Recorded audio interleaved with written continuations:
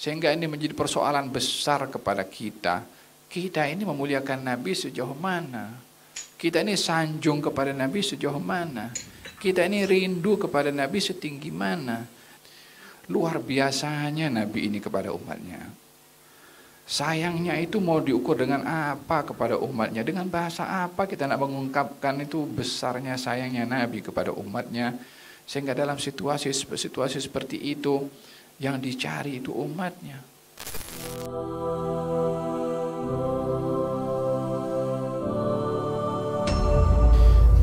Hakada baginda menggambarkan Rabbi Salim Salim.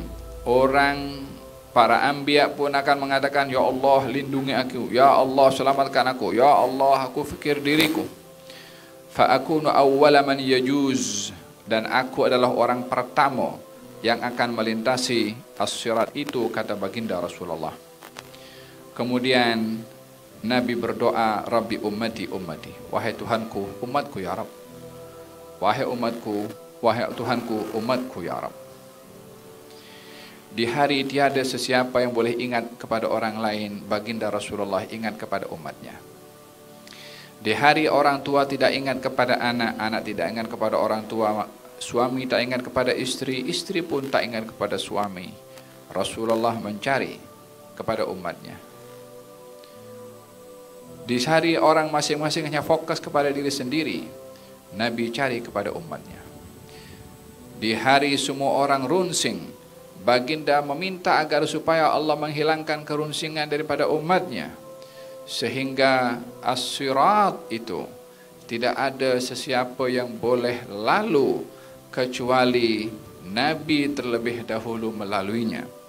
Tidak ada mana-mana umat boleh lalu melainkan umat Nabi Muhammad terlebih dahulu yang lalu pada sirat tersebut.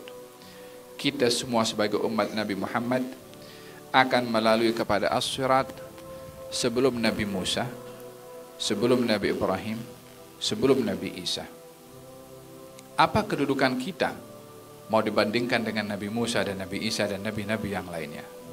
Sehingga kita dapat mendahului mereka untuk melintasi as-sirat tadi. Adakah amal kita itu lebih banyak daripada amal-amalnya para anbiya yang terdahulu? Tidakkah orang-orang terdahulu ada para aulia, para siddiqin, para arifin yang lebih hebat daripada kita amalnya? Namun mereka tetap berada di belakang umat Nabi Muhammad sallallahu alaihi wa ala alihi wasallam ketika melintasi as-sirat. Apa yang ada pada kita sehingga didahulukan oleh Allah ketika melintasi as-sirat, kalau bukan oleh karena kemuliaan, keagungan dan kasih sayangnya Allah kepada Nabi Muhammad sallallahu alaihi wa ala alihi wasallam, yang kita menjadi umat beliau. Karena kemuliaannya lah kita itu mendahului umat yang terdahulu. Karena keagungannya Nabi kita mendahului umat-umat yang terdahulu, walaupun lebih mulia daripada kita dan amalnya lebih banyak daripada kita. Mendahului mereka umat-umat terdahulu karena kasih sayangnya Allah kepada Nabi sallallahu alaihi wa ala alihi wasallam. Setinggi itu perhatian Allah kepada Nabi. Semulia itu Allah Subhanahu wa taala mengangkat darjatnya Nabi. Sehingga ini menjadi persoalan besar kepada kita. Kita ini memuliakan Nabi sejauh mana? Kita ini sanjung kepada Nabi sejauh mana? Kita ini rindu kepada Nabi setinggi mana? Kita ini meneladani Nabi pada batasan mana? Kita ini mencontohi Nabi pada bahagian apa? Saya tinggalkan soalan ini kepada saya sendiri untuk saya bertafakkur, dan juga kepada semua yang hadir di sini untuk soal bagaimana perhatian beliau kepada kita dan sejauh mana kita memerhatikan kepada beliau. Dalam hadis Nabi Muhammad sallallahu alaihi wa ala alihi wasallam ditanya oleh Anas ibn Malik mengatakan, "Ya Rasulullah, di hari kiamat ada tak orang lain ingat kepada orang lain?" Kata Nabi, tidak ada di 3 tempat. Ketika menerima kitab, ketika di sirat, dan ketika di timbangan. Di 3 tempat ini tak ada orang ingat kepada orang lain. Semuanya fokus kepada diri sendiri. Namun di 3 tempat itu juga Nabi akan berada cari orang lain. jadi umatnya. Demikian sabda Nabi SAW, aku sujud di bawah arsy, aku berdoa kepada Allah, aku mohon agar supaya aku memberikan syafaat kepada umatku, kata baginda Rasulullah SAW. Luar biasanya Nabi ini kepada umatnya. Sayangnya itu mau diukur dengan apa kepada umatnya? Dengan bahasa apa kita nak mengungkapkan itu besarnya sayangnya Nabi kepada umatnya, sehingga dalam situasi seperti itu yang dicari itu umatnya. Kenapa tidak masuk surga dulu terus dia dapat Firdausil A'la? Beliau sudah diangkat darjatnya oleh Allah Subhanahu wa taala. Katanya, aku tak akan masuk surga melainkan aku sudah selesaikan urusanku dengan umatku. Hatta orang-orang pun lepas daripada sirat, daripada manapun juga tak akan ada siapa masuk surga dulu kecuali Nabi yang ketuk pintu surga, dan beliau dulu masuk dengan umatnya, baru umat yang lainnya. Jika ini perhatiannya ini ya, kita pun ketika membaca sejarah seperti ini, kalimat apa yang boleh nak diungkapkan kepada Nabi SAW?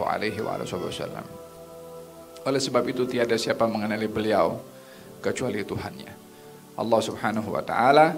Mudah-mudahan kita pun mendapat bahagian daripada serpihan kasih sayangnya beliau kepada kita, untuk dapat menyayangi beliau, meneladani beliau, sunnahnya dihidupkan, ajarannya dilakukan, sayangnya makin tinggi, warisannya itu diamalkan, setiap hari mengingati dan bersalawat kepada beliau, wahakadha. Ini adalah hal-hal terkait dengan nanti di padang mahsyar, apa yang dilakukan oleh Nabi SAW daripada syafaat yang akan diberikan. Selain daripada itu, dan kamu akan minum daripada telaga. Bukan hanya minum daripada telaga, alangkah bertuahnya kalau minum daripada telaga, daripada tangannya Nabi secara langsung. Yang akan menuangkan air daripada telaga ini ramai, tapi kalau orang bertuah, dia akan minum daripada telaga, daripada tangan Nabi SAW yang mulia. Semoga Allah menganugerahkan kepada kita minum daripada tangan beliau. Amin, Allahumma amin. Kaum musliman dirahmati Allah, telaga ini adalah umpama perigi besar yang airnya itu dialirkan oleh Allah daripada Al-Kautsar. Al-Kautsar adalah sungai yang ada di surga Firdaus, dan surga Firdaus itu adalah tempatnya Nabi. Daripada telaga atau daripada sungai Al-Kautsar yang berada di surga Firdaus akan dialirkan mizab, aliran dua, daripada sungai Al-Kautsar ke telaga Nabi SAW, untuk Nabi memberikan minuman kepada seumatnya yang setelah melalui kepada as-sirat dalam keadaan kehausan yang luar biasa. Waktu tak ada sungai, tak ada mata air, tak ada lautan, tak ada hujan, yang ada hanya telaga Nabi SAW, yang setiap orang yang dalam kehausan yang teramat luar biasa, bila minum daripada telaga Nabi, maka akan hilang rasa haus selama-lamanya.